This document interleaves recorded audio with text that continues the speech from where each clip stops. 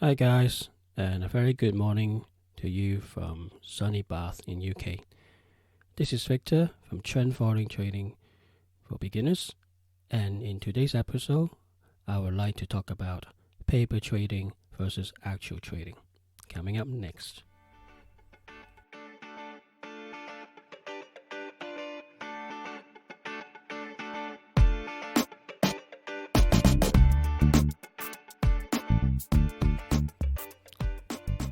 As part of my journey to become a part-time trend following trader, even before I become a trend following trader, I basically checked through quite a few different type of trading strategies, mainly read from books and magazines and websites.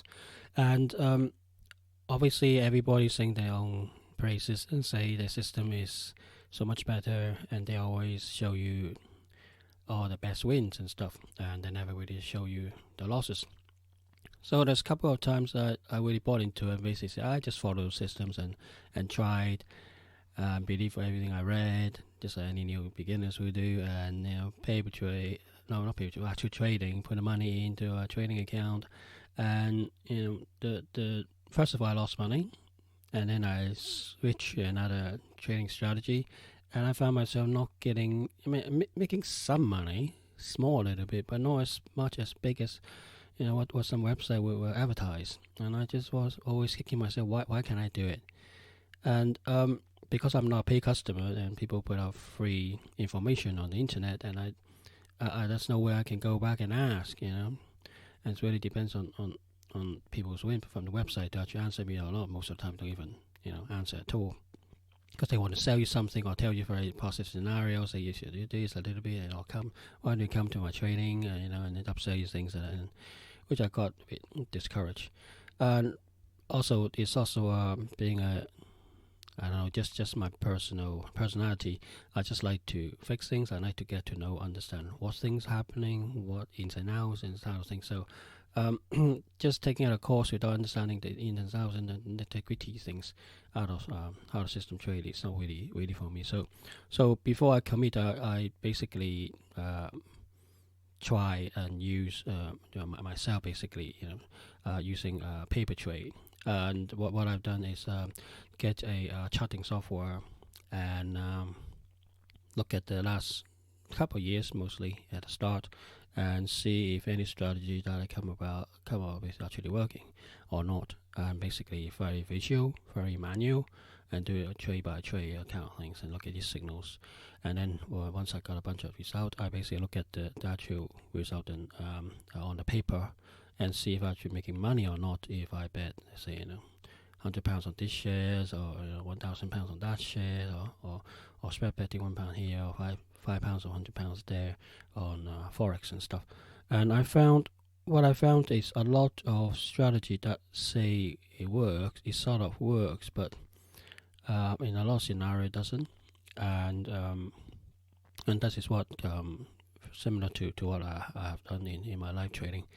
And but the beauty of having a paper trade, in my view, is that you can do it in a very controlled environment. You do it in your own way, as and whenever you like. You're very calm, and you're doing it in whatever method and format that you like, for in whatever way you like. But also because it's paper trade, in your hearts of hearts, it's more like monopoly money. It's just play money, and you don't really care if you win or loss. You just want to find out if this actual trading strategy works or not. So your emotional side is very calm. You're not losing any money, and it's very useful on that one. And there's no emotion things to talk about. There's no risk control to talk about. And but at least give you the a chance to test if your strategy actually working or not before you commit to anything. So that's a good thing about paper trading. But um, it's very different. What I found when I actually do live trading, because money get involved, actual money, and you put it in the account, and every time you win or lose, depending how mature your trading emotion emotional muscles is you will suffer a lot of ups and downs, emotional, braining yourself, not able to stick to a trade, losing money, you're jumping down, winning, you're very elated, and not sticking to trade, and you have problem with the computer, you have problem with the market, basically slippage, gap. Not that in paper trading it doesn't happen with gaps, but when it actually happened with your account, and then you lost hundreds and thousands of pounds because somebody say something, say the Fed say something, or somebody in this case maybe, in this day and age, Donald Trump tweets something, and the whole market turned upside down, or somebody resign in a high power position that affect everything in the things you trade. Those kind of things was very challenging for me, and I think the real problem I have with actual live trading is the emotional control, and also the random event. I don't know how to handle random event. I mean, on paper trade, you just follow, each tick or each bar chart, or whatever, each price, end of day price. You do it without emotion. There's nothing out there. But when you actual live trading, that is it's always random. You're trading other people's emotional biases, and at the end of the day, that's the way the price is. And but while you are doing it, you sort of like, I think a lot of people, traders do that as well. Constantly checking the prices on the day. You're working. I know my price only sort of changes at the end of the day, but in the middle of the day, you check your price and find out, oh, have I made any money or have I lost any money? That sort of stuff, which is quite a bad habit. And when you live trade, you just find yourself, all sort of your bad habits shows up.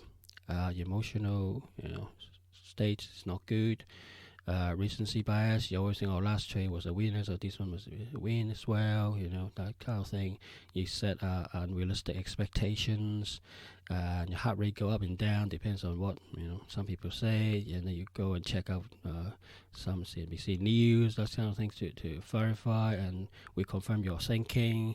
And if it doesn't reconfirm your thinking, keep on jumping different channels or different websites, different whatever places to find out people to confirm your view, that kind of stuff. It's very emotional, and it's just not the right way to trade.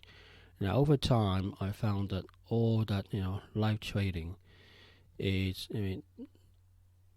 basically you see the market reflect back to yourself what you really are, what you're afraid of, what you fear. The market, because of randomness, depends on how you handle the randomness of event. You yourselves show up how you do things in trading, and that shows up in your result. So you're a scary person, you just want to have a quick buck. And trend following, for example, is a long-term system. You make some money, and you think, okay, fine, I mean 100 or 200 pounds or grand. You just get out because you are worried that the money won't be there. But by nature of the system, it's a long-term system. You always think, and you want the big money. Your paper trades, you say, yeah, I can do this. Big money is easy. I can just wait for all these trades to happen. But when you actually got live trading, your mind play games with yourself, and you basically say, okay, I want this £1,000, £500, £100 now. I cannot wait. Money's burning a hole in my pocket. And I worry that I won't get this money if I don't take them now, which is totally against the grain of what your strategy said. Paper trade, you do that, in live trading, you basically all that strategy gone out the window. And sometimes, not all the time, but a third or two or three times a year, you continue to do that 2 or 3 times a year. A big event happens, and you lose out. You're scared of losing money. You get exactly what you're scared of. You got £1,000 or £500, but that particular market you're looking at, if you have stayed the course, take every signal and stay the course, you have made 10,000 or something, or 20,000, all because you were worried and scared of losing money. You lose money by leaving money on the table, and that happens a lot of time to me. And over time, I just sort of learn from my mistakes and stuff, and then slowly let the trade go. It's basically the simple rules of cut your losses quickly and let your winner runs. Really difficult to do in live trading. In paper trading it's so simple, so easy. After trading is different, and then also you have the other thing most people don't do in paper trading is actually the broker's fees. And think of it this way. Let's say you do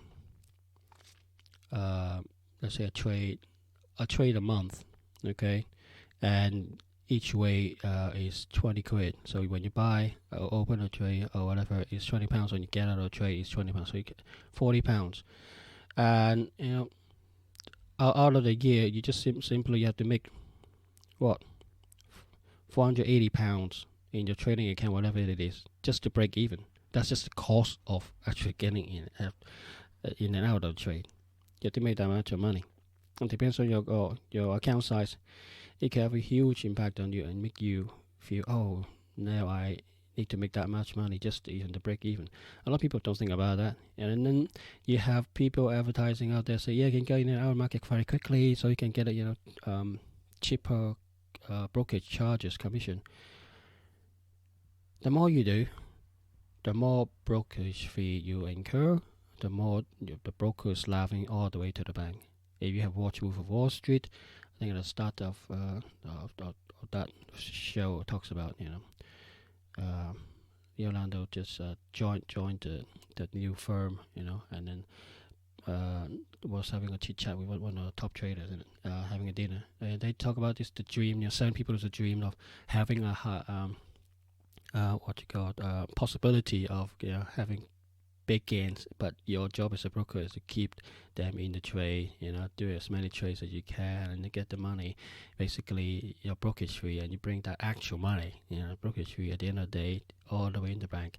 And people essentially just buying a dream, the traders are buying the dreams, where the stockbrokers, and basically take your actual money.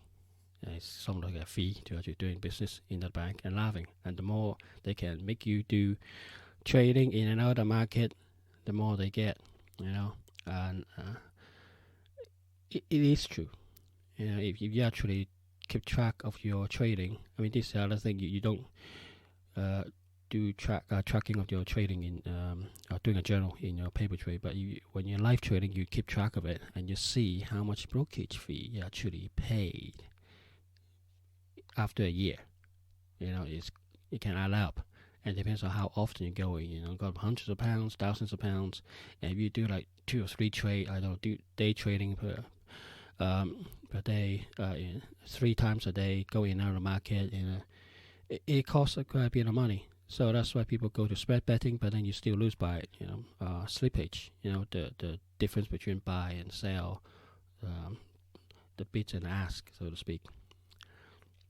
And most people, again, in actual trading, paper trading, don't take into account the slippage because it's not there. All you look at is what is on the chart.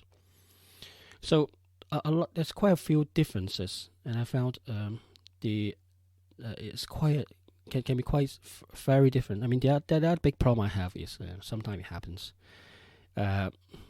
Computer working, when you're doing paper trading, and then suddenly, in actual live trading, your computer internet network on, the computer shut down, and you had to buy a new computer, and you wasted trading a couple of days. It happens, and it could just happen, which happens to me. That couple of days where you're without a computer, you set them up, and you lose 1 or 2 signals, and then you become a big winner, and you're not there, and you're thumping yourself. But you actually get that in a paper trade? No, you don't. So it is random event activity in the market, and also yourself, not backing up your computer, have a second computer, or having a backup internet connection, and that also got me once. Actually can cause issues. This is why I say at the start, my podcasting, think about trading as a business. And if you think about business, this kind of things happens, and you try, you preempt it by putting, stops and mitigate the situation by having backups and stuff. But you play around, mucking around, in and out, trading and not trading as actual business. You never prepare this kind of stuff. And also the main thing also for me is the random event. Is that in on paper trade you basically go through your strategy and you basically just find out if the strategy works or not. In but you don't really care, if it's a winning or losing trade, this particular trade you're tracking at the time, and you just continue because you're just basically gathering information. But while you're doing that in live trading, you are facing, let's say, losing streak, 5 losing trade in a go or 10 losing trade in a go. How do you handle yourself? It's very important, but it's not actually, you can simulate that in paper trade. In paper trade, in your heart to heart, is just play money. Who cares if I burn this, whatever, simulate the account, £10,000 or a million, whatever. It's only paper money. But you actually got your money on the line, 10,000, 100,000, a million on the line, and you're losing, 1% for like past 10 trades. That's quite a bit of money. If you're £100,000 account, you lose quite a lot. And also a million account, what do you think? 10 trade, 10% gone. Can you actually emotionally handle that? Or £100, let's say 10,000 account, you lost 1,000, okay, or £100,000 again, then lost 10,000. A lot of people will give up, but because of actual random event, things happened. This is why I ask people to do the flip coin, the head and tails coin test, just to get your mind straight, get at least open your eyes to see a random event like flipping a coin. It does show itself around how often it has, a streak of winners and a streak of losers. The winners we don't really care because it will take care of itself. But the losses, the losers, it really mess up your mind a lot. It depends on how much you trade each time. The more money you put online for each trade, the worse it gets. That's why people have done trading before. We recommend you to cut down your trading size, to be minimum. So when the event of a string of losses comes in, you won't lose your shirt, not just money wise, but also emotional wise. There's always people talking about money strategies. They don't talk about enough about how one handle your mind, how to handle the account, how to handle a approach or a string of losing streak. And this really depends on your personality, your mind, how you brought up, or how you control yourself. If you can't, then you get really frustrated, and you might quit, and you never come back. And then you look at other people and how they actually make money. The successful one, they all go through the same problem, but they find a way to actually control it.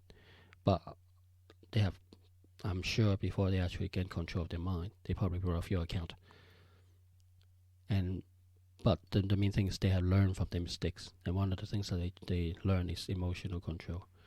So that's the type of things, it's very different from live trading to paper trading. I like paper trading, though. Don't tell me.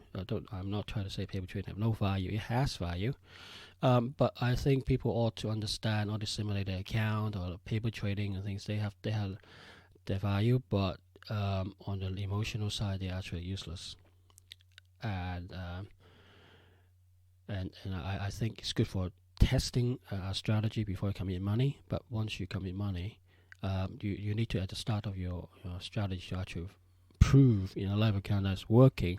You risk as little as you can, and you give it enough space, at least 100 trade, maybe 200 trade or something, before you actually say if this strategy actually working in a live account. And that is what I found between the pros and cons between the paper trade and actual live trading. So I hope this is beneficial to you guys, and I hope you cut down the losses. At least help you calm your minds a bit. What different things, different way of doing things will actually happen or not in a live trade versus a paper trade. And if you find this podcast useful, please subscribe to my podcast and spread your words. And I will speak to you soon in the next episode. Thank you. Bye bye.